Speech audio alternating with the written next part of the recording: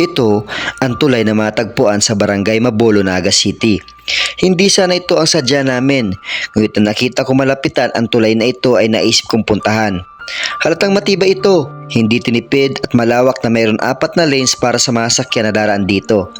Ang ilog na nasa baba ay ang Bicol River. Hindi pa tapos ang tulay, ngunit sa tingin ko naman ay tuloy-tuloy ang trabaho nito. Base sa tanong-tanong ko, kaya putol pa ang tulay at hindi pa kumpleto natapos dahil hinihintay nito matapos ang mga kalsadang dudugtungan nito.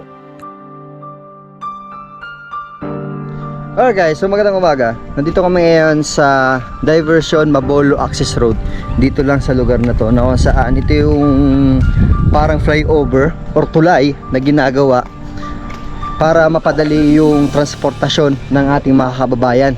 Nadadaan dito simula sa may diversion, pero hindi ko pa alam kung saan ang tagos nito kasi marami ng mga ginagawa access road dito na talagang mapapadali yung mga kababayan natin sa kada biyahe nila para hindi na sila tumagos pa sa loob ng Naga City, lalo yung mga malaking sasakyan.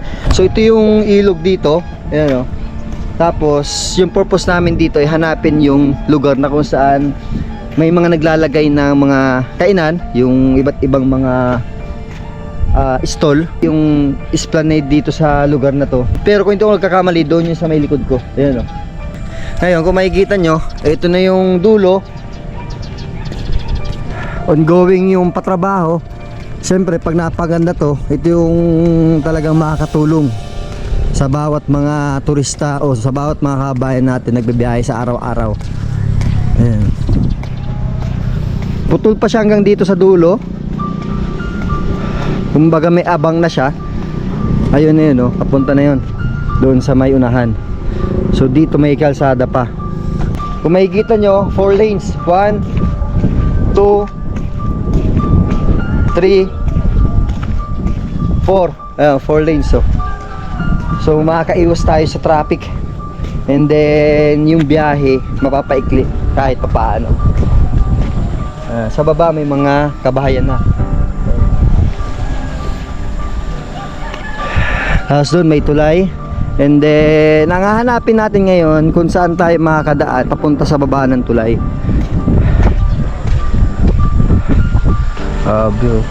Mga laking bakal na ginagamit oh.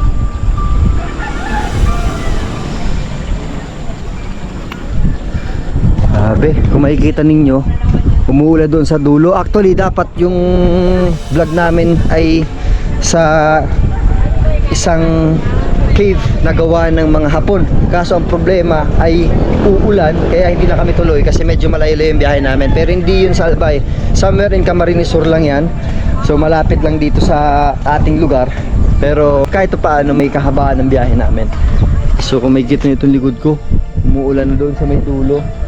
Tapos ito, tambak water lily sa baba. Yan. Tapos yan, pupunta tayo sa baba. Ayan. Tara, baba tayo. Boss! Boss! Sa'yo na agi mo dyan! Pababa! Hindi! Salamat! Alright guys, so sa ngayon, nandito naman kami sa baba ng tulay. Kanina galing kami doon sa taas. Itong tulay na to sa taas ay maganda na yung flooring niya. Kaso lang, putol pa siya hanggang doon sa may dulo. Yung dulong tinuturo namin ay pagday ko na yan dito sa barangay Mabolo, Naga City. Sa ngayon, yun yung sinasabi ko sa inyo na mayroong mga iba't ibang mga stall ng pagkain. So ito yung esplanade dito sa lugar na to. Paghahapon madaming kainan dyan, madaming mga kababayan natin na pumupunta dyan para magbisita.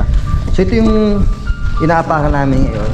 Kung makikita nyo, hindi pa siya maayos na kalsada kasi ongoing construction. Pero pag naayos to, mapadali yung transportasyon ng bawat mga kababayan natin na nagbibiyahe sa araw-araw nila. So ito yung ilog. So yun yung pagdaikon. Tapos dito naman sa may unahan kung saan kami galing, tumagos kami sa may Robinson papunta dito sa may Almeda Road. So kung may pakita ko sa inyo, yung lugar dito ay hindi pa talaga siya maayos. So ngayon, puros pa siya mga madrigal.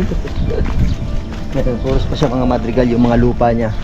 So talaga ongoing construction dito sa lugar na to. Meron din tayo makikita mga ginagamit sa pag-aayos ng kalsada. So ngayon ang daanan papunta sa may pagdaikon ay bakal. Check natin. Dito tayo daan, nahulog ako. Lambot ng lupa. Iyon ang problema sa lupa na dinabdamping pag inaayos yung kalsada kasi pag nababasa lumalambot. So ito yung daan dito, bakal. Ayan. Ito yung pansamantalang ginagawang daanan ng mga kababayan natin papunta doon sa may unahan na lugar. So ingat lang kayo kasi butas yan. Ayan, kung may ginibutas yan. Yung bata dito kailangan magdubli ingat kasi kasya pa yung paa ng bata. So ito yung ilog. Ayan, kung may kita nyo may namiminuit. So ito yung tulay. Ayan o. Ayan tulay. Sa ngayon hindi pa tayo makapalipad ng drone kasi umaambon. So mahirapan tayo, baka masira yung drone natin. Kung makikita nyo, ito yung mga water lily dito sa ilog na yun. Ito nakakabigay ng problema sa daloy ng tubig ng ilog na to kasi grabe ang kapal na ng water lily oh. Ayun oh. So sa ngayon, ongoing construction ng tulay na to, pag naayos to, sigurado makapaganda yung transportasyon ng mga kababayan natin nagbibiyahe. Simula doon sa malayong lugar dito sa Camarines Sur papunta sa Maynila or kung saan man na lugar dito sa Kabikulan.